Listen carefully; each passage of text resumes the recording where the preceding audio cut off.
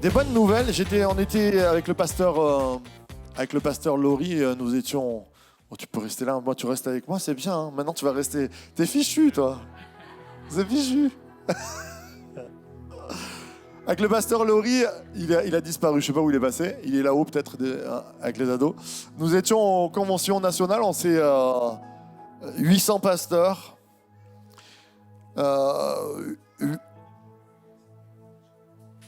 font du bruit ce matin, les frères. Je plaisante. 800 pasteurs, 800 imparfaits.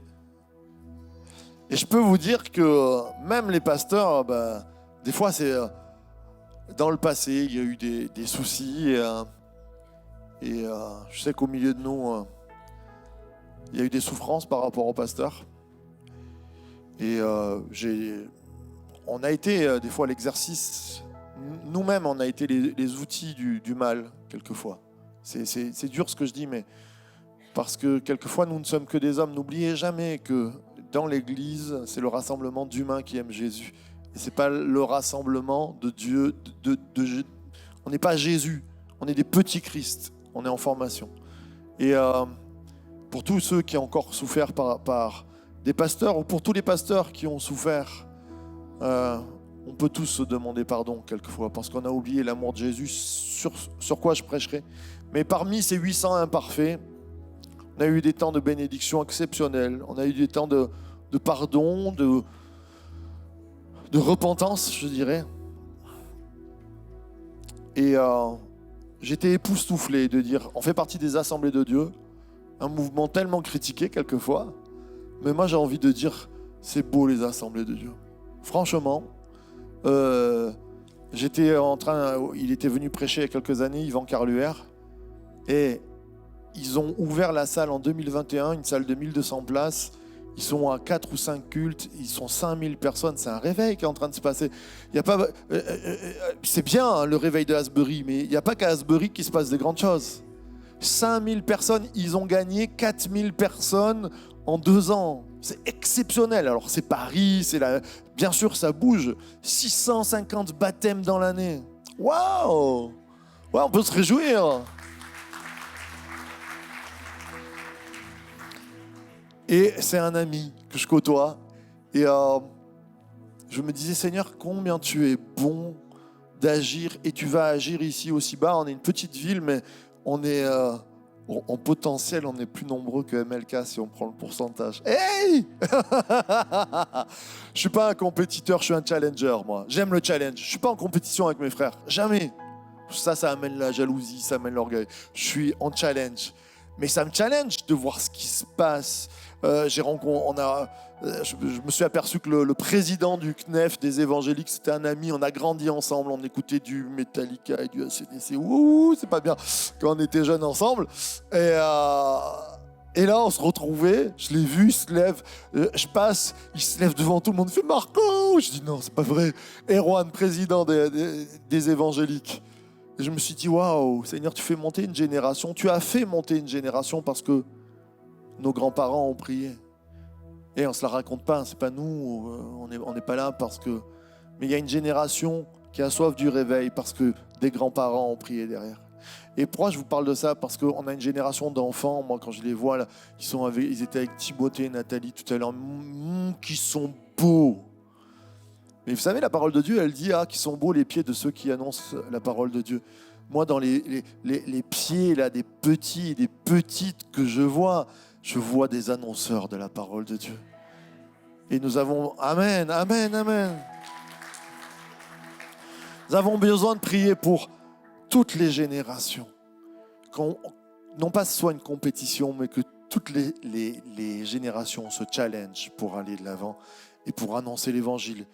Les temps sont courts, les temps sont mauvais. Amen. Pas moi qui décide des temps. Ce que je sais, c'est que pendant les crises, les réveils sont là souvent. Alors on s'attend à Dieu et on va s'unir. Ce matin, on pourrait donner encore une main d'applaudissement pour le réveil qui arrive en France.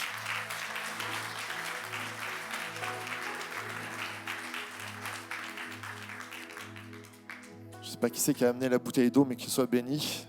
C'était une masse C'est solide. C'était un homme, je pense, mais...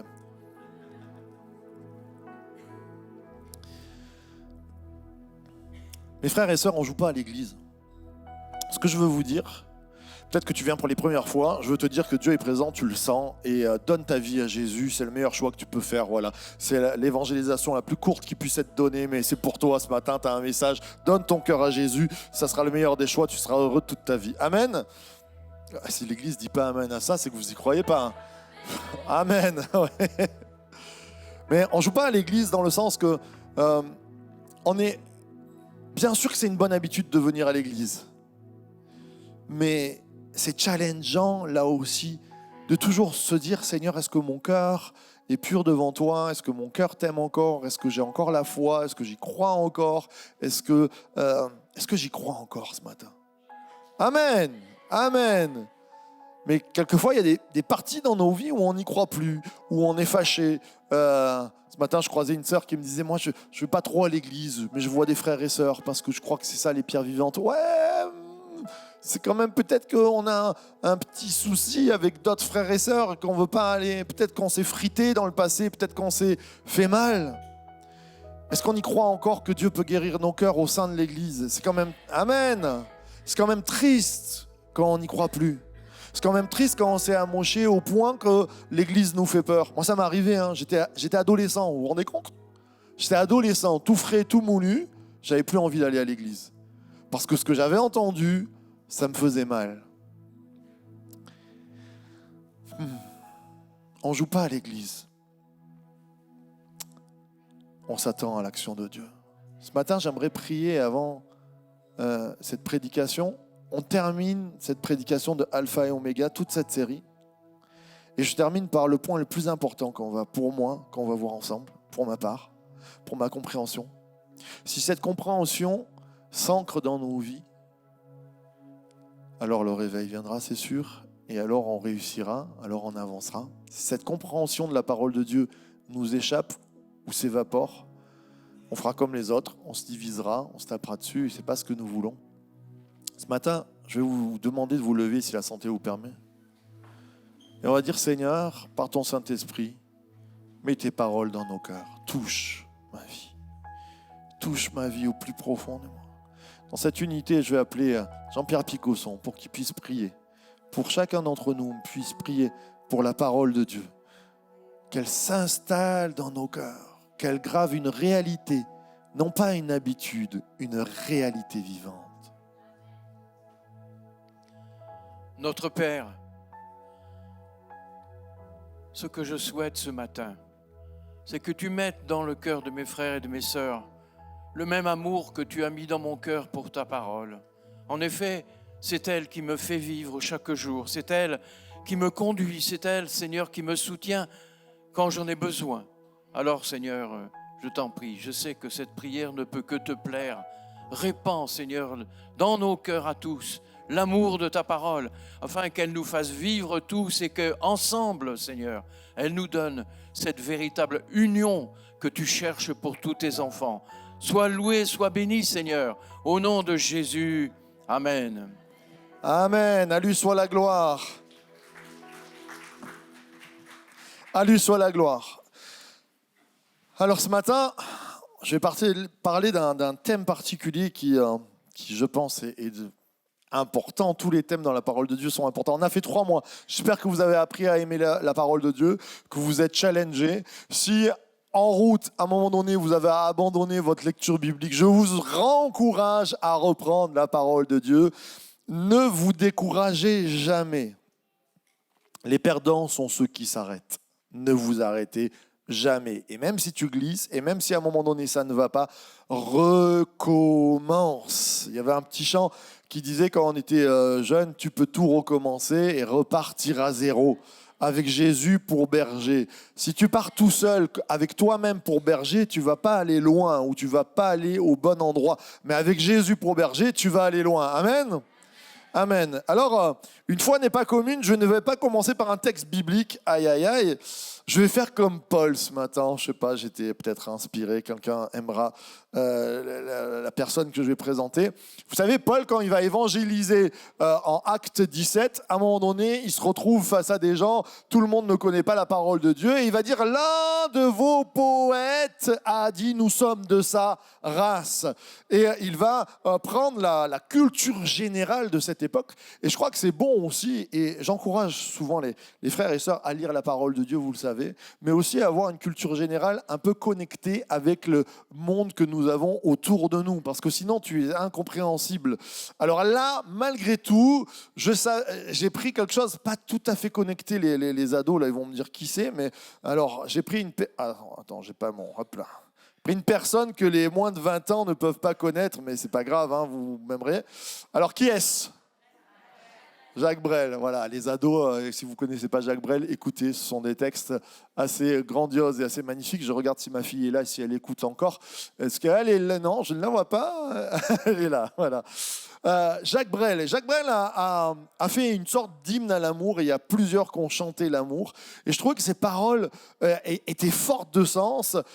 Quand on n'a que l'amour à offrir en prière, tiens, c'est un homme qui n'était pas croyant, hein, mais il va écrire ce texte, quand on n'a que l'amour à offrir en prière, pour les maux de la terre, en simple troubadour, quand on n'a que l'amour à offrir à ceux-là, dont l'unique combat est de chercher le jour, quand on n'a que l'amour pour tracer un chemin et forcer le destin à chaque carrefour, quand on n'a que l'amour pour parler au canon et rien qu'une chanson pour convaincre un tambour, quand on n'a que l'amour. Voilà. Je ne vais pas me mettre à chanter. Mais cette chanson particulière qui fait partie de notre culture générale, un peu ancienne déjà, alors je ne sais pas si Jules chante aussi bien l'amour, je ne crois pas, je ne connais pas assez bien.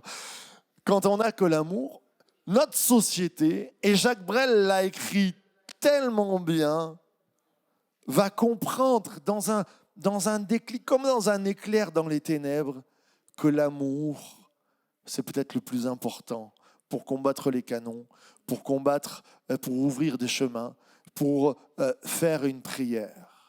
C'est intéressant que Jacques Brel va unir l'amour à la prière. Je me demande quelquefois, et j'ai connu des églises et des chrétiens qui priaient, mais qui n'étaient pas des prières d'amour, hein.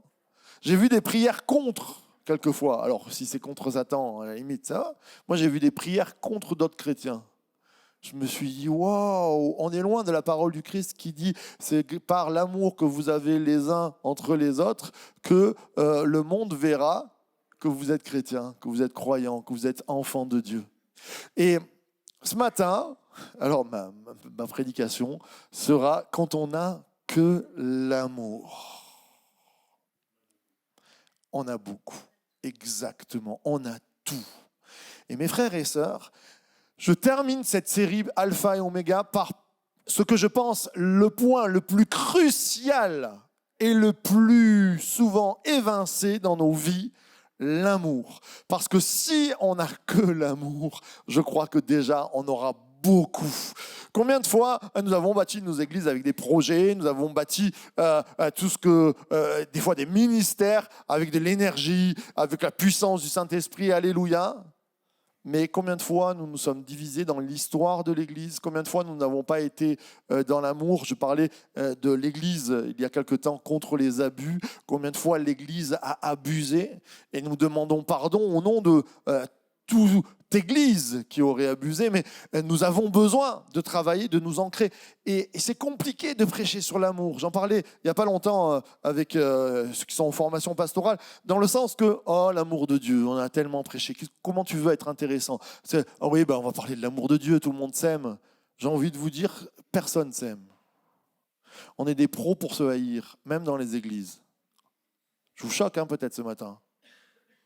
On est des pros pour avoir de la rancœur. S'il y a eu des guerres de religion, c'est qu'on n'a pas été bon. Si nous avons perdu des fois des gens et qui ne reviennent plus à l'église, c'est qu'on n'a peut-être pas été bon. Alors souvent, on a des bons prétextes pour dire oui, ils sont dans le péché ou j'en sais rien, nanana, mais peut-être que c'est parce qu'on n'a pas été bon dans l'amour.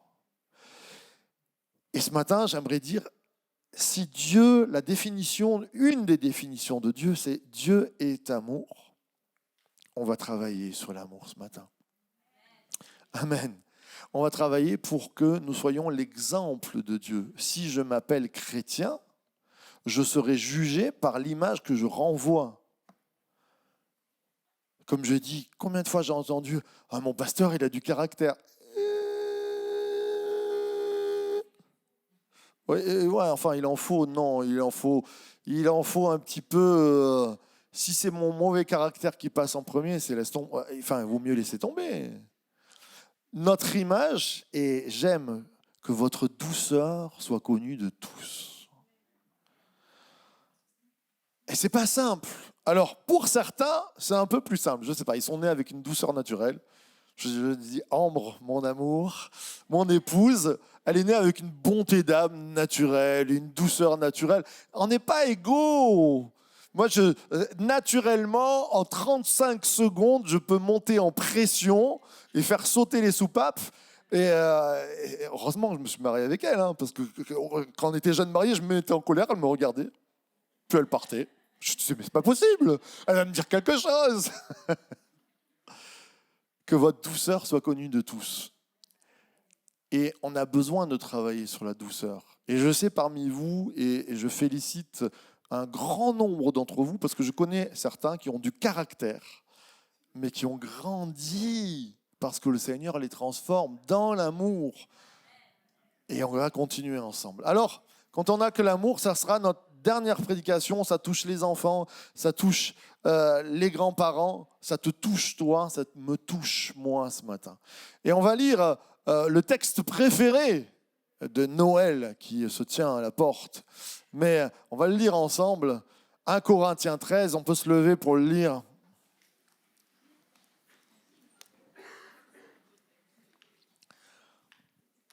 Allez, une fois n'est pas coutume, il y a une grosse lecture Noël.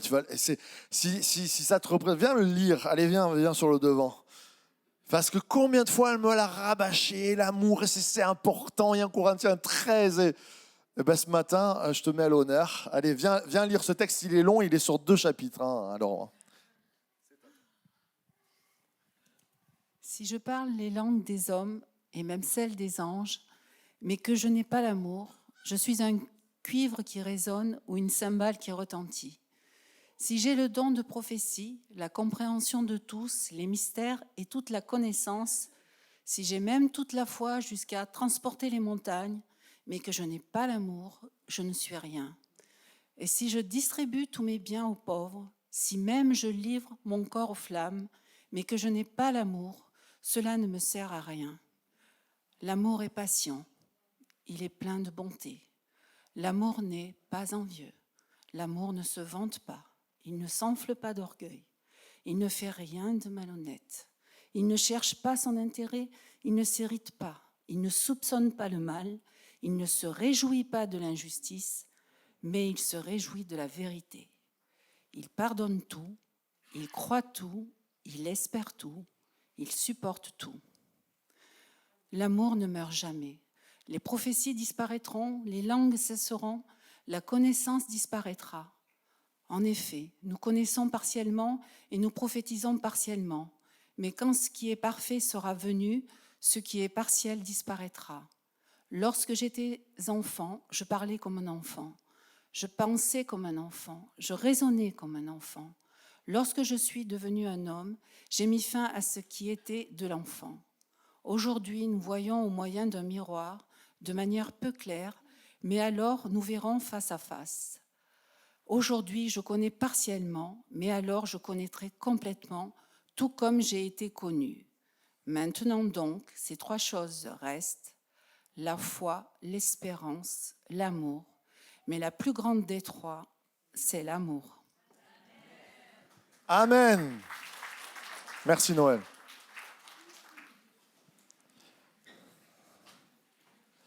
On devrait l'encadrer. On devrait le mettre sur les tombes, mais alors ça coûterait cher avec tous les versets. La chose la plus importante, c'est l'amour. Que notre témoignage, vous savez, ce monde nous pousse à la compétition, à être le plus beau, le plus grand, le plus fort, le plus ci, le plus là. Mais si on pouvait finir notre vie et dire de nous, c'était quelqu'un qui aimait les gens, c'était quelqu'un qui était bon, C'était quelqu'un qui, sa douceur transpirait de lui. Encore plus si tu as du caractère, mon frère, ma soeur. C'est encore meilleur, ça. Si t'avais, je l'ai connu avant et il s'est amélioré. Il est devenu comme le bon vin. Et je crois que dans ce texte, il est marqué quand j'étais enfant, je pensais comme un enfant. Quand on est enfant spirituellement, on pense comme un enfant spirituel, c'est-à-dire qu'est-ce qui brille. On aime les cadeaux de Jésus, on aime la bénédiction de Jésus, on aime les miracles de Jésus, on aime la guérison. On aime l'effervescence. Comme un enfant, waouh, c'est la fête. Mais quand tu deviens adulte, tu sais que le plus gros miracle que Dieu peut faire, c'est le travail intérieur qu'il fait en toi. C'est la transformation. Souvent, avec ma petite maman, on parle et je dis les gens ne changent pas. Alors elle est toujours déçue un peu. Je dis les gens sont transformés par Dieu. Parce que j'ai tellement vu de croyants ne pas changer en 50 ans, avoir un sale caractère du début à la fin, avoir des mauvaises pensées du début à la fin, avoir la même manière de calculer, de faire des mauvais coups, même au sein de l'Église, comme quand ils étaient dans le monde. Il y a plein de chrétiens, il faut se le dire, on n'a pas changé parce que notre vieil homme est toujours là. Et lui, il ne change pas. C'est une canaille. Pour bien parler. C'est une canaille terrible. Et il ne faut pas s'illusionner, mon vieil homme est une canaille terrible. Et il fait des mauvais coups. Il pense à mal, il calcule, il commence à être mauvais, il est méchant, il n'est pas amour. Mais la nouvelle naissance, qui par le Saint-Esprit me donne d'être transformé, m'amène à quelqu'un qui va ressembler à Dieu. Et c'est ça la compréhension de l'homme adulte ou de la femme adulte spirituelle, c'est de comprendre que j'ai besoin de changer, d'être transformé à l'intérieur par Jésus. Ça, c'est le plus gros miracle. Et si tu dis Amen, prends-le ce matin. Alors, ça y est, j'ai déjà perdu la main. Hop là. Qu'est-ce qui s'est passé sur ce titre? Il y a tout qui a été transformé, c'est pas grave. Or l'amour, c'était pas or. Il y a quelqu'un qui me l'a transformé. C'était pas or l'amour, c'était H-O-R-S l'amour. Il y a quelqu'un qui a touché à mon. Qui a osé toucher? Qui a osé toucher? Merci. Voilà. C'était un jeu de mots. Des fois, les frères et sœurs ne comprennent pas. Ils sont derrière et disent oh, il a fait une faute énorme. Non, ce n'était pas une faute, c'était voulu là. Hors l'amour, pour faire comprendre à hors la loi. Je voulais faire cette comparaison. Pourquoi? Je vais vous parler. Dieu nous trouve hors la loi quand on est hors l'amour. Et il envoie sa police source de vie avec le gyrophare. Et mon frère, ma sœur, t'es hors l'amour. Et ça va poser un problème dans ta vie. Combien de fois dans les églises, on a bossé, c'est bien, on a bossé sur la sanctification par rapport au péché, les addictions, les trucs qui nous font mal dans nos vies, mais on n'a pas bossé le principal. Mais c'est vrai, le principal, ça nous est rabâché. Dieu est amour, on n'a pas travaillé l'amour. Et combien de fois on a été hors l'amour? Il y a un texte qui se trouve dans Romains 13, 10. C'est le texte de départ qui a marqué pour cette prédication, où il nous a dit « L'amour ne fait point le mal ». Il ne fait point de mal au prochain. L'amour est donc l'accomplissement de la loi. Et là, il y a un mystère révélé. Combien de fois j'ai vu des croyants me dire, alors la loi, qu'est-ce qu'on fait? La loi de l'Ancien Testament, comment on va s'y prendre? Et là, Paul nous dit l'accomplissement de la loi, il est dans l'amour. L'amour est donc l'accomplissement de la loi. On va voir à quoi ça nous sert. L'amour ne fait point le mal au prochain. Donc, si on voudrait donner une définition de l'amour, c'est tout ce qui va faire du bien à mon prochain, je le fais. Tout ce qui va faire du bien à mon prochain. Alors, bien sûr, je n'aurai pas la case Dieu ce matin. Tu aimeras ton Dieu, tu aimeras ton prochain. Je vais me rester sur ton prochain parce que quand même, aimer Dieu, si vous êtes là ce matin, c'est que vous aimez Dieu et on le prêche chaque année pour la consécration et toutes ces choses-là. Mais aimer son prochain, j'aime toujours un peu piquer nos consciences. C'est important, l'amour ne fait point le mal. Tout ce qui va faire du mal à mon frère, je vais essayer de l'éviter. Il y a des choses qui, moi, me font pas mal, mais peut-être qu'ils vont faire du mal à mon frère, je vais y réfléchir. Ça demande une intelligence, ça demande d'être éclairé par le Saint-Esprit. Quelquefois, des choses que vous allez dire, vous savez, quand on dit toute vérité n'est pas bonne à dire, alors attention à ce que je dis, mais il y a des choses que tu ne peux pas dire avant. Heureusement que Dieu ne nous dit pas toute notre vie quand on commence. Imagine-toi, tu te baptises et dis voilà, je t'annonce tout ce que tu vas passer. Sueur. On arrête.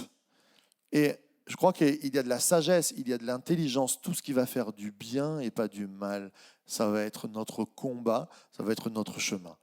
L'amour est donc l'accomplissement de la loi. Ça veut dire que si je ne suis pas dans l'amour, mes frères et sœurs, je suis hors la loi. Ça va réfléchir, ça, quand même. Hein. Moi, monsieur, baptisé depuis bientôt 30 ans, moi, monsieur, je donne ma dîme, moi, monsieur, j'ai éclaté quelqu'un parce qu'il ne connaissait pas sa parole et il est parti en pleurant. Je vous le dis, je connais ma parole. Hors la loi, hors l'amour. Il y a une parole qui me fait trembler. On a parlé de l'enfer il n'y a pas longtemps. Une parole de Jésus, moi, qui me fait trembler et qui m'a toujours fait trembler. Il dit, attention de ne pas faire tomber le plus petit d'entre vous. Le plus petit, c'est le nouveau. Tu sais, le nouveau qui a une crête sur la tête, peut-être, le nouveau qui a d'autres façons de penser, le nouveau qui est un peu étrange. Attention à ne pas le faire tomber, lui, parce qu'il vaudrait mieux qu'on prenne une meule, une pierre de meule. Si vous allez en Israël, les meules, ce sont des pierres qui sont comme ça, larges de 30 cm. Et elles sont énormes. Quand on la met autour de cou et qu'on te jette à la mer. Il vaudrait mieux. Enfin, je ne sais pas qu'est-ce qu'il y a de pire que ça, qu'on te prenne et qu'on te mette une grosse pierre et qu'on te jette à l'eau. Et Jésus est tellement énervé, il dit, si tu fais tomber un petit, tu es le pire des hors-la-loi. Et des fois, nous, on a regardé, on est clean, on est propre, on se dit, oui, on va rentrer au ciel. Et Dieu te dit, mais l'amour, combien de petits tu peux faire tomber au milieu de nous. Et ça, c'est la chose la plus à travailler, mes frères et sœurs. Et qu'on puisse se le dire, on devrait se le dire ouvertement. Là, les propos qu'on a, c'est ça, on devrait travailler entre chrétiens dans l'amour pour pouvoir se dire les choses. Pas se dire, hey, qu'est-ce que tu es en train de faire? Mais tu ne crois pas que tu es en train de faire du mal au cœur à cette personne. Tu ne crois pas que tu es en train de perdre cette personne par l'action, par les propos. Et qu'on puisse se le dire pour qu'on puisse tous préserver les uns les autres l'amour. Hors la loi. Alors on continue. Les principes de base du royaume de Dieu. J'aimerais ce matin... Ça va, réveille-toi. Si le plan du salut, je vais te le faire en 4 phrases, en 5 phrases. Comment ça marche le royaume des cieux? J'aimerais qu'on puisse juste se remettre un petit peu dans la tête comment ça marche le royaume des cieux, quel est le plan de Dieu pour nous. Premièrement, ce que je peux dire, c'est que je suis créé par Dieu. Tu es créé par Dieu. Dieu t'a créé. C'est-à-dire qu'il y a un projet de vie que Dieu a voulu. Tu n'es pas le fruit de tes parents comme ça. Non, Dieu t'a voulu. Il t'a envoyé au travers de ce qui s'est passé. Tu n'es pas le fruit du hasard, tu n'es pas le fruit d'un abandon ou quoi que ce soit. Dieu a toujours su que tu devais venir. Et peut-être que ce monde t'a fait passer par un chemin terrible, mais Dieu est là et te dit, tu es celui que je voulais. Je ne suis pas sorti du hasard. Je suis créé. Deuxièmement, ce que je sais, c'est que j'ai été perverti par la désobéissance. Et ça, je le vois dans la parole de Dieu, au travers du récit d'Adam et Ève, c'est que la désobéissance, ça colle à notre peau. À cause de Adam, dès le début. Alors, religieusement, dans notre vocabulaire religieux, on va appeler ça le péché. C'est-à-dire tout ce qui va nous faire sortir du bon plan que Dieu voulait, de la bonne vie, de la vie paisible, de la vie joyeuse. Il y a des choses qui commence par la désobéissance, et la désobéissance envers Dieu, et beaucoup de choses qui vont nous faire sortir de la loi. J'allais dire, c'est comme quand tu es au volant de ta voiture et que tu te dis, je vais relever à 180 parce que j'en ai envie, et que tu n'as pas le droit en France. Tu vas être hors la loi. Alors tu vas te dire, mais pourquoi?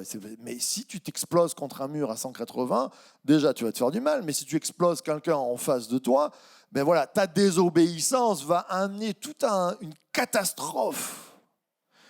Et la désobéissance de l'homme, qu'on appelle le péché, va amener des catastrophes dans sa vie. C'est-à-dire qu'il y a des choses hors la loi que nous allons faire Alors, des fois, c'est hors la loi de ce monde, mais il y a des choses, la méchanceté, les colères, les bagarres, tout ce qui peut nous amener à détruire l'autre et à nous détruire.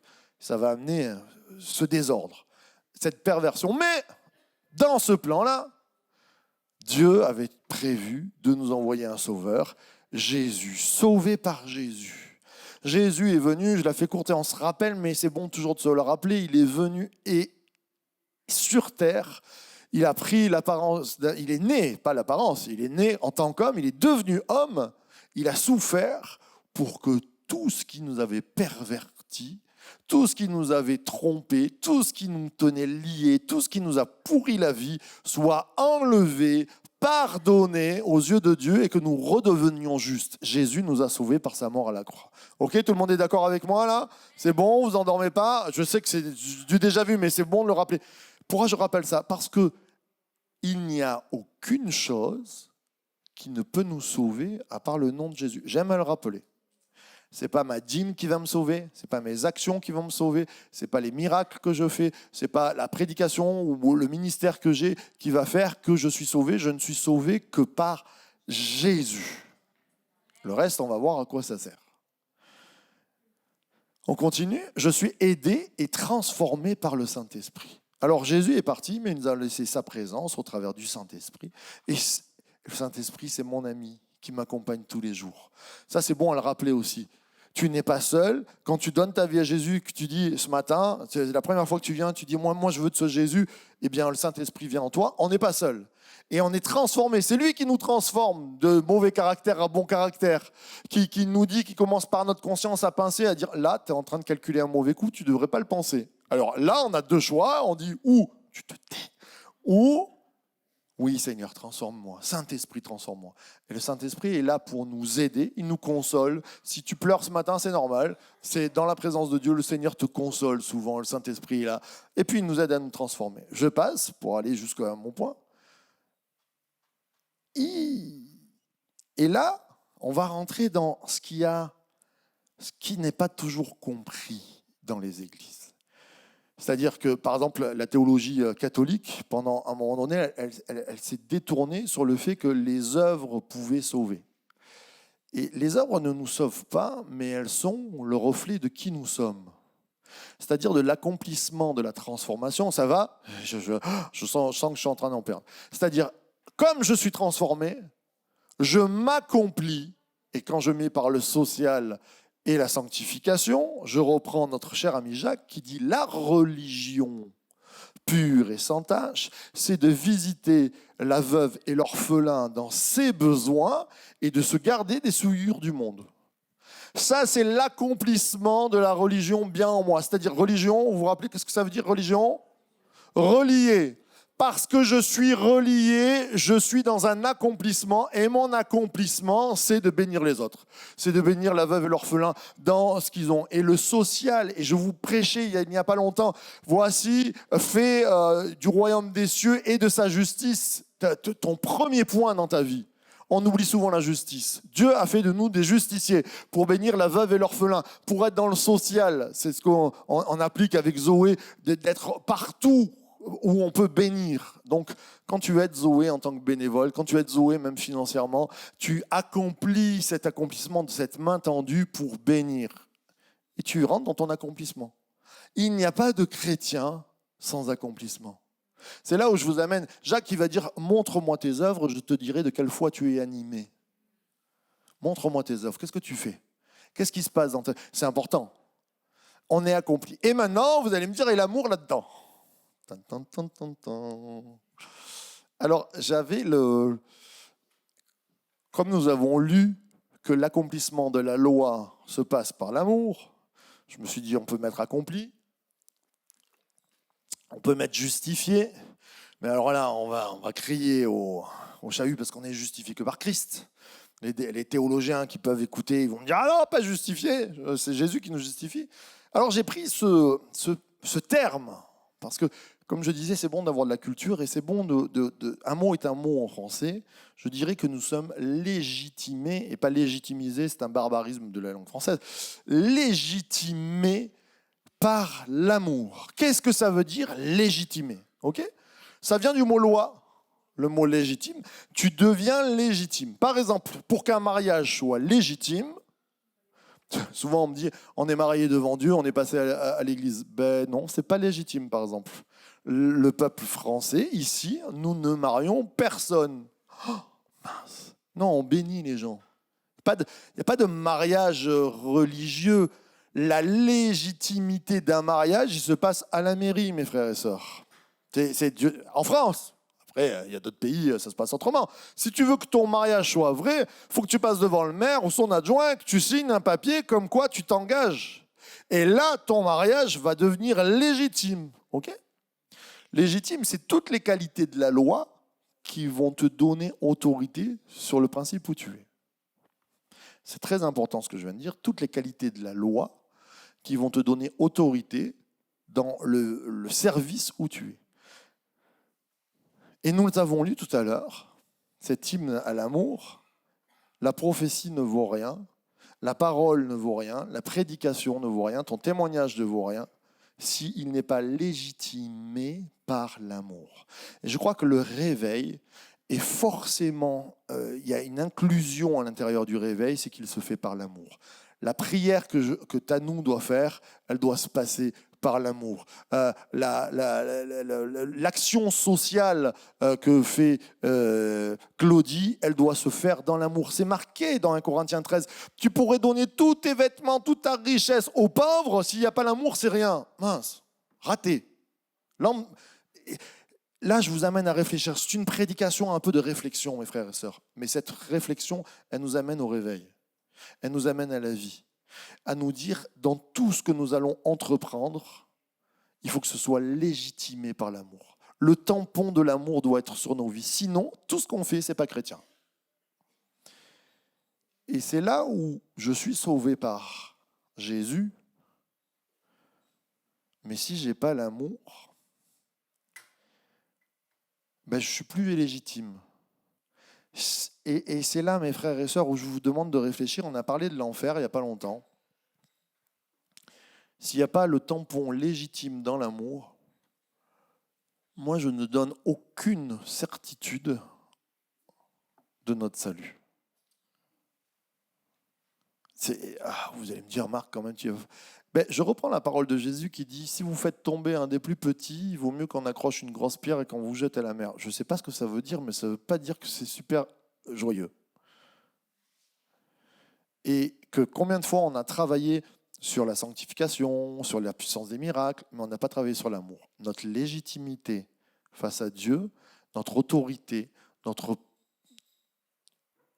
C'est intéressant, même Larousse va dire, la consécration d'une chose se passe par sa légitimité. C'est-à-dire que nous sommes consacrés parce que l'amour est en nous et que l'amour a été trouvé en nous. Si l'amour n'est pas trouvé en nous, on peut se poser des questions. Allez, je continue, ça va ? Respirons ensemble. Alors les fraudes à l'amour, puisqu'on est dans ces hors l'amour, dans cette première partie, les fraudes à l'amour, on les a vues dans 1 Corinthiens 13, on va les voir ensemble, on se les refait ensemble. Il y a des fraudes, nous sommes des fraudeurs, on est des voleurs quelquefois. En italien on dit « storto » celui-là, il est tordu, il a quelque chose qui n'est pas bon. Des fois, on a souvent été des fraudeurs, les églises, c'est dur à dire, pas ici, l'église Source de Vie, on est presque parfait. Quand on donnera vraiment toute notre dîme. Non, je plaisante. Les fraudes à l'amour. On les reprend ensemble. L'amour n'est pas envieux. Ça commence. Ça commence par une petite chose. Moi, jaloux. Moi, envieux. Oh, mais non. Vous savez que le premier péché dans l'univers, si je le comprends bien, c'est Satan. Et Satan, il a commencé en voulant s'élever, en étant envieux de la place de Dieu. Et boum, badaboum. Bim, badaboum pour les plus jeunes. Envieux.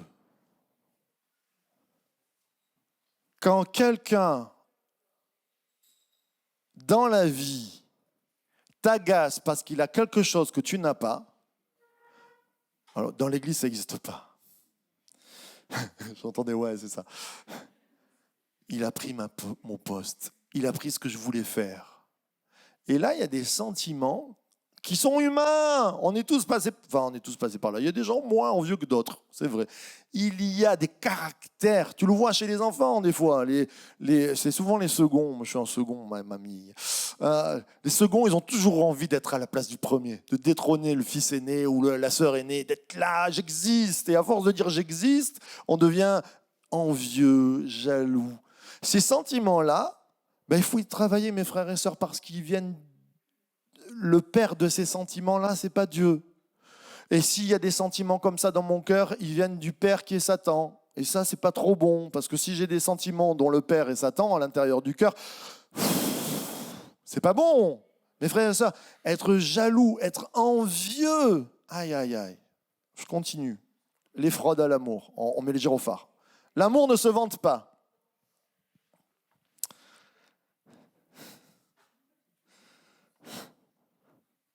La parole de Dieu dit, celui qui parle trop ne manque pas de péché. Et c'est bien. Là, c'est un culte pour les timides et les introvertis où vous ressortez en force. Là. Vous dites, tu vois que c'est bien d'être timide, au moins je ne parle pas beaucoup, je ne me vante pas. Se vanter.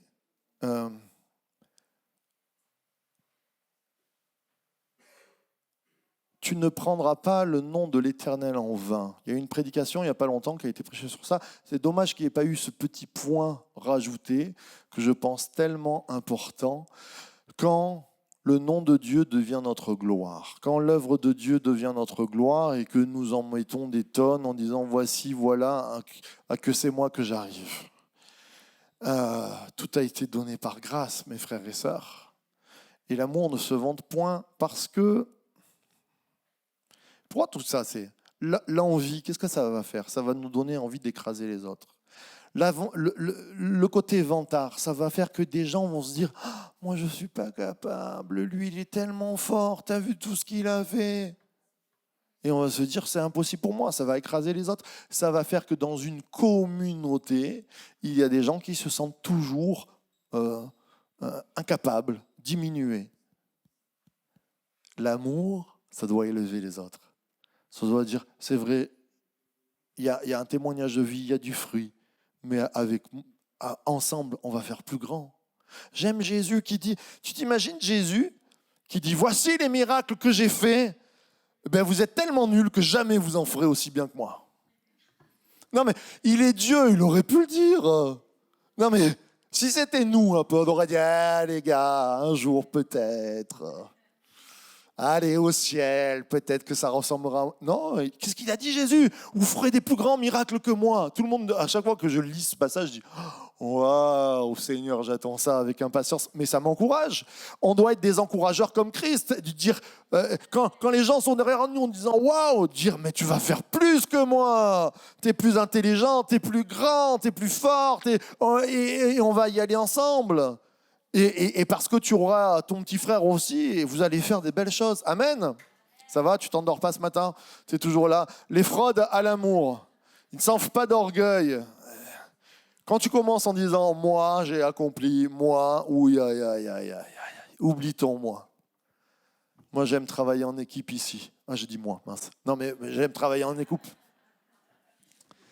Qu'est-ce que c'est bon de travailler en équipe? Là... J'ai des mains comme ça. Vous savez, les Juifs parlent de la gloire en disant que la gloire vient du mot foi, c'est l'organe le plus lourd qu'on ait dans le corps. Et ils disent la gloire est tellement lourde qu'elle écrase l'homme. Moi, je suis tellement heureux de travailler en équipe parce que je n'ai pas envie d'être écrasé par la gloire du réveil et les miracles que nous vivons et que nous allons vivre. J'ai envie de perdurer. La gloire, il n'y a que Dieu qui la supporte. Et que toujours en équipe, on puisse dire c'est parce qu'on est ensemble, parce qu'on s'aime, qu'on est arrivé à voir des choses et à faire des choses.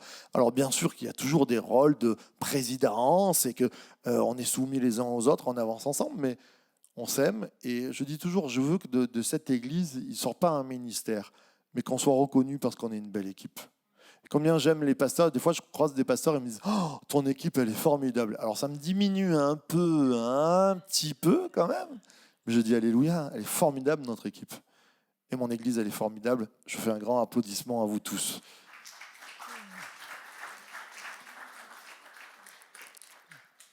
L'amour ne fait rien de malhonnête. Alors, dans tous ces points-là, vous allez me dire, moi, ça ne me ressemble pas toujours. Mais il y a au moins un point qui va vous ressembler. C'est pas possible. Ou alors, tu t'appelles Jésus, je veux saluer. Si tu n'as pas de point, je veux saluer Jésus. Rien de malhonnête. Je réfléchissais. Alors, qu'est-ce qu'il y a de malhonnête dans mon cœur, quelquefois Il y a eu des problèmes avec de l'argent. Moi, ça ne m'a jamais posé problème, par exemple, l'argent. Mais si tu as des problèmes avec l'argent, ne te présente pas à la place de trésorier, par exemple. Non, mais c'est prévoir que dans ton cœur, il y a des racines qui vont t'amener à faire des choses pas belles. C'est ça aussi, être dans l'amour, de dire je vais faire souffrir les autres parce qu'il y a des choses, je vais éviter. Alors, je réfléchissais et des fois, je me disais malhonnête chez moi, comment ça peut répondre ? Des fois, quand on m'a fait mal, je vais peut-être avoir une once de vengeance dans mon cœur.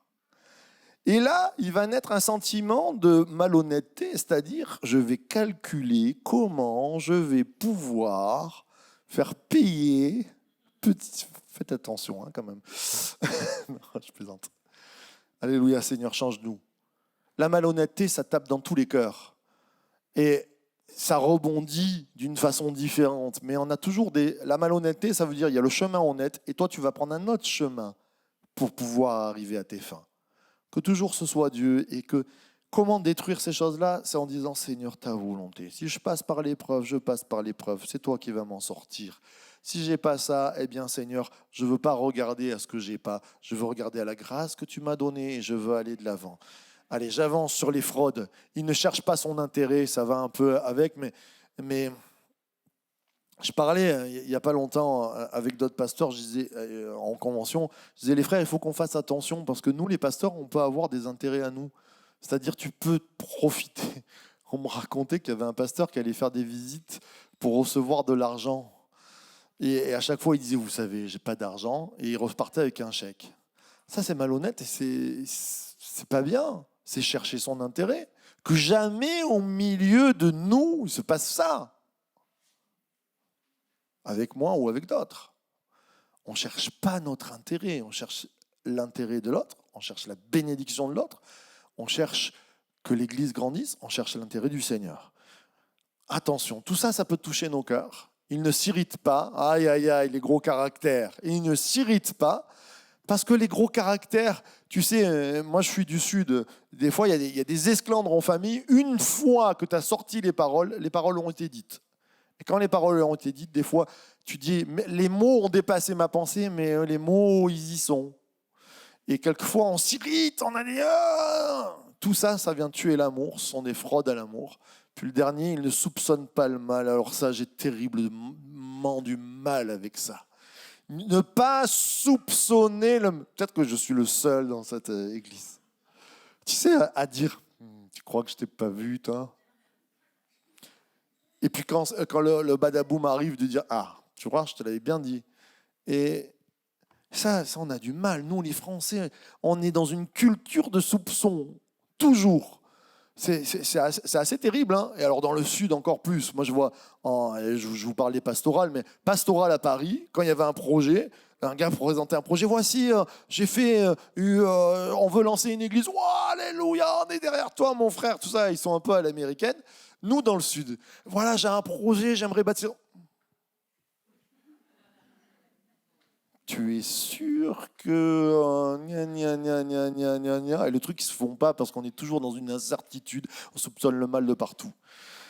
Je ne dis pas qu'il faut être bête et ne pas être éclairé, naïf. Mais on doit avoir une belle candeur. Moi, je pense qu'on doit être candide un petit peu, les chrétiens. On doit faire confiance. Et puis, si on est trompé, c'est l'autre qui se trompe en nous trompant. C'est vrai, mes frères et sœurs. Et à un moment donné, essayons au maximum de chasser toutes ces choses, parce que ça, c'est des fraudes à l'amour. Toutes ces choses-là, qui sont un petit peu, je vous les amène avec un petit sourire, mais toutes ces choses-là peuvent nous amener directement peut-être en enfer. Parce qu'elles vont mettre des mauvaises choses dans nos cœurs et elles vont faire de la destruction. Et quand tu détruis l'œuvre de Dieu, tu vas amener des choses que Dieu n'est pas du tout content. Et on a intérêt à travailler là-dessus. Alors, les fraudes à l'amour, il ne se réjouit pas de l'injustice, je l'avais oublié celui-là, qu'on puisse mettre toutes les places du puzzle et dire Seigneur, change-nous, transforme-nous. Mais maintenant, il y a les champions de l'amour. Et ça, c'est l'église de Fréjus que j'aime entendre. Alléluia! Ça y est, on est sorti. Tu sais, comme quand la police t'arrête, vous avez les papiers du véhicule, vous avez l'assurance, et là, tu es en train de te dire, j'espère que j'ai changé le truc, on est en janvier, l'assurance, tout ça. Et quand il te dit, c'est bon, tout est en ordre. Les champions de l'amour. Alors, tiens, je vous ai mis, vous le connaissez? Vous ne connaissez pas Nicky Cruz. Lisez le livre La Croix et le Poignard. Ça aussi, c'est notre culture G, mais alors interne, ça. J'ai eu la chance de manger avec lui. Il était passé à Brignoles et c'était un moment... C'est un homme assez exceptionnel. Il a un charisme même de personnalité là, qui est très forte. Un tout petit bout d'homme, hein, mais tellement de choses qu'il a vécues. Et je parlais avec lui et je parlais de David Wilkerson. Alors pour vous la faire brève, ceux qui ne connaissent pas, ce gars-là, c'était un bandit notoire à 15 ans. On pense qu'il avait déjà tué des personnes. Sa mère était une sorcière. Elle le battait. Il est parti de chez lui à 8 ans, je crois. Il a rejoint les gangs. C'était un meurtrier, un criminel terrible. Et puis un jour, il y a une sorte de reportage télé. Et David Wilkerson, qui est un petit pasteur de la campagne, il voit qu'il y a des gangs dans les rues, dans le Bronx, et il dit, moi je vais y aller. Ému, le pasteur, c'est un petit blanc bec comme ça, enfin il était grand plutôt, mais tout mince, tout pas fait pour affronter. Et il va aller dans les rues, il va aller évangéliser, il va amener de l'amour. Et à un moment donné, il se fait taper par Nicky Cruz, qui est là, il est tout jeune, mais il le tape, il le met à terre. Et il y a cette phrase magnifique de David Wilkerson qui lui dit, les yeux dans les yeux, tu peux me couper en 1000 morceaux, mais ces 1000 morceaux te diront toujours que je t'aime. Et là, le gamin se met en pleurs, il se convertit, il va à l'église, ça devient un évangéliste. Waouh, gloire à Dieu. Pourquoi je vous parle de ça? Parce que moi, j'ai eu des secrets de la part de Nicky Cruz. Et Nicky Cruz, il me dit, dans les années 70-80, le frère Wilkerson, il parlait beaucoup de sanctification et de péché et tout ça, et il est devenu de plus en plus dur. Et toute l'Église respirait la dureté. Alors oui, on avait une vie propre, mais il n'y avait plus l'amour. Et il est allé le voir et il lui a dit, toi qui étais mon champion de l'amour, tu es venu dans la rue me trouver, tu es en train de me perdre et je crois que je vais partir de cette église parce qu'il n'y a plus que la loi et la dureté de la sanctification et c'est pas ce que je veux vivre et c'est pas là où tu m'as amené au début. Et là, il s'est mis à pleurer, notre cher Wilkerson, et ça avançait. Mais c'est intéressant, comme des fois, c'est pour ça que je voulais vous le mettre. On a besoin de relire ces textes et 1 Corinthiens 13, tu devrais le lire tous les mois et te dire, comme un scanner, où j'en suis. Est-ce que je suis en fraude ou est-ce que je suis un champion de l'amour? Parce que quelquefois la vie nous égratine. Et peut-être que le pasteur Wilkerson, il a eu des égratignures et des égratignures qui ont fait qu'il s'est endurci. Il a dit maintenant, non. Et puis, ça passait plus. Que notre douceur soit connue de tous et qu'on devienne les champions. Alors les champions, il y a l'amour est patient. Je vais demander à mon cher Luc de revenir. L'amour est patient. L'amour est patient. L'amour est patient. Ce matin, je me suis dit, je vais me mettre un short. Je vais venir prêcher en short pour voir s'il m'aime quand on va arriver à la fin. Je ne vous l'ai pas fait. Un jour, je vous le ferai. Hein. Combien de fois on a jugé sur les vêtements? J'avais une sœur, oh, je l'aime bien, elle était à Paris, elle s'appelle Madame Blanc, elle a un fils pasteur maintenant. C'est pas Madame Blanc d'ici. Et il y en a des blancs en France. Hein. Et elle me disait quand elle est arrivée à l'église, c'était l'époque où on n'avait pas le droit d'être en pantalon pour les femmes. Ouais, chez nous, dans les ADD, dans les années twist, 70-80. Et elle me disait, la femme du pasteur, elle m'a vu arriver, elle me dit, oh, mais qu'est-ce que tu fais là? Puis, je viens à l'église, mais t'es en pantalon.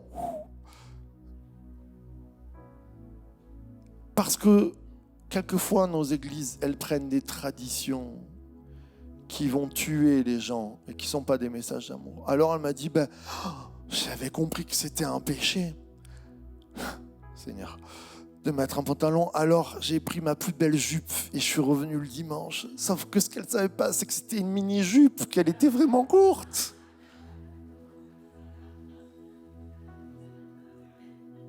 Ça nous fait rire, mais elle a pleuré quand elle s'est fait mettre dehors parce qu'elle avait une mini-jupe. Ils l'ont mis dehors.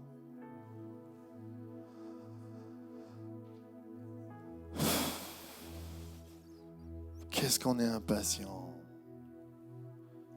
Qu'est-ce qu'on est impatient.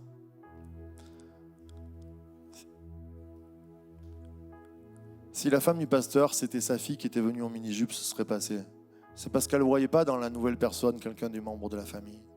Et je crois qu'en tant que membre de la famille, on doit apporter de l'amour, être patient, être patient, être patient. Ça ne veut pas dire qu'on doit tout accepter, les frères et sœurs. Vous savez qu'ici, on n'est pas à la loi des Mèdes et des Perses, mais voilà, on fait les choses dans l'ordre. C'est normal, on respecte les uns et les autres. Si tu viens d'une manière qu'on voit tout le temps, ta super extrême beauté, fais attention de pas que ce soit une pierre d'achoppement pour les uns et les autres aussi. C'est ce que la Bible dit. À un moment donné, comment tu viens, pourquoi tu viens, on est beau, on fait attention, mais on est patient. Et attention à ne pas s'égratigner pour ses habits, pour ces choses. Que l'amour soit toujours au milieu de nous, qu'on se donne par la main, qu'on puisse grandir. C'est le Saint-Esprit qui change les choses.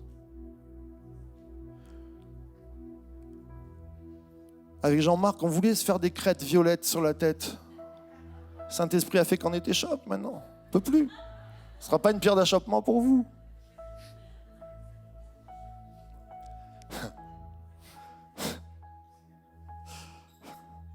Il est plein de bonté. Il est plein de bonté. Quand je suis arrivé dans cette église, j'ai dit, les frères et sœurs, saluez-vous et dites-vous que vous aimez. Je le redis encore. Et dites-vous que vous aimez. À la sortie, dites-vous que vous aimez. Ce n'est pas une habitude comme ça.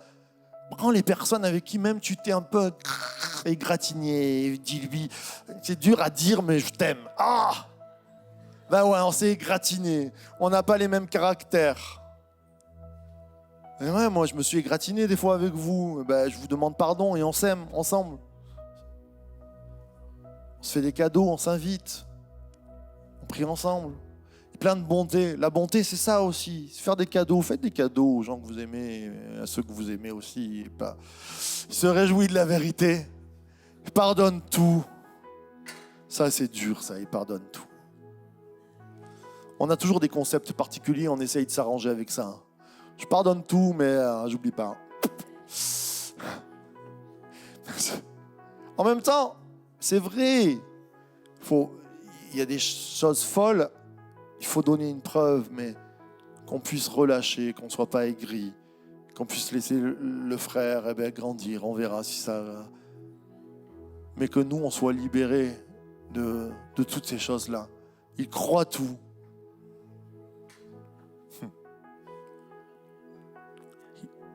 Ouais. Il croit tout. Il y a des fois, je me pilerai au marteau-piqueur, tellement je suis bête spirituellement. Quelquefois, on vient me dire, tiens, un tel, il s'est approché à l'appel. Et je me dis, ouais, ça fait 125e fois qu'on lui a prêché l'évangile, 125e fois qu'il nous a fait croire qu'il va changer, il n'y a rien qui change. Je pense ça dans mon cœur. Je devrais plutôt penser, Seigneur, il va changer, je veux le croire. Vous savez, les frères, je préfère être un naïf qu'un calculateur. C'est la finalité peut-être de mon message. Je préfère être un naïf qu'un calculateur. Et je veux toujours agir. Je termine par ça, on est en famille. Alors la famille, c'est vrai que des fois on a des mots rudes en famille, mais on se pardonne quand même plus souvent. Ça fait 35 ans, 43 ans qu'on refait toujours les mêmes repas de Noël où ça va parler de politique et tout ça, et que ça ne va pas nous intéresser. Mais on les fait quand même et on aime les gens et on se fait des cadeaux. Des fois dans l'église, c'est pas vrai, on n'est pas une famille, on a besoin de demander pardon pour toutes les fraudes. Si c'était mon enfant ou si c'était mon parent qui fait quelque chose qui me déplaît, comment je le prends, comment je le fais, comment j'agis, comment je rebondis par rapport à ce qu'il est en train de faire. On est tous dans la même marche, on est tous dans la même action. Je sais que j'ai prêché très longuement, certains se sont endormis à leur place, alléluia, la paix est sur vous. Mais je veux vraiment terminer ces moments en disant, Seigneur, on a besoin de toi, on a besoin de changer. Ce sont des textes tellement importants, je ne veux pas être un fraudeur. Je veux aimer. On va se lever ensemble.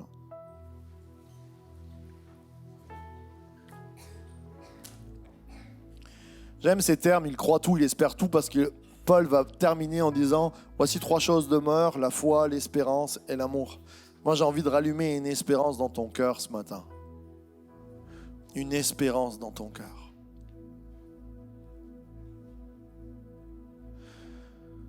On n'a pas pris la Sainte Seine, je le sais, on va le prendre tout à l'heure. On va le prendre en connaissance de cause. Mais on va prendre la Sainte Seine en se disant, Seigneur, je veux changer. Je veux aimer mon prochain. Je veux que cette église, elle rayonne de ton amour. Et aimer mon prochain, c'est peut-être aimer celui qui est en train de prêcher sur estrade et qui m'a peut-être un peu agacé. Aimer le frère ou la sœur qui travaille avec moi dans l'église, mais on ne se comprend pas et on est plus en compétition qu'autre chose. Aimer son prochain, c'est peut-être aimer son mari ou son épouse qui peut-être nous a pris la tête. Aimer son enfant avec qui on n'y arrive plus. Et toutes ces choses-là, ça passe par la transformation de l'esprit. Alors j'aimerais que simplement on puisse lever les mains devant Dieu. Enfin, si tu le souhaites, mais j'espère que tu le souhaites. Et dire, Seigneur, je ne veux pas être un fraudeur de l'amour, mais je veux être un champion de l'amour, transforme-moi. Je ne veux pas être suspicieux, je veux croire et espérer pour mes frères et sœurs et pour moi. Je veux que ça change, je veux pouvoir pardonner. Et nous voulons, avec cette église, déclarer que nous serons l'église de la douceur incarnée, de la bonté incarnée, de l'amour de Dieu incarné. Qu'un souffle d'amour se répande sur nos vies. Seigneur, nous levons les mains devant toi. C'est le plus gros challenge de la vie de l'Église depuis 2000 ans, que l'amour au milieu de ton peuple. Seigneur, on te demande pardon parce qu'on est des ânes, parce qu'on est passé à côté par égoïsme, par envie, par calcul. On est passé à côté. Jésus, je te demande pardon de tout mon cœur pour notre peuple que nous sommes, pour notre famille que nous sommes. Change ma vie, change nos vies ce matin. Transforme-nous, que nous soyons dans l'amour, que nous soyons des bonnes poires, des bons fruits pour abreuver les gens qui sont autour de nous. Que comme dit ta parole, si on nous demande 1000, on fasse 2000. Que si on nous demande notre manteau, on donne notre tunique. Seigneur Jésus, remplis nos vies. Je sais que tu rempliras nos greniers après. Que ta bonne main soit sur nous. Et nous prions au nom du Père, du Fils et du Saint-Esprit. Alléluia.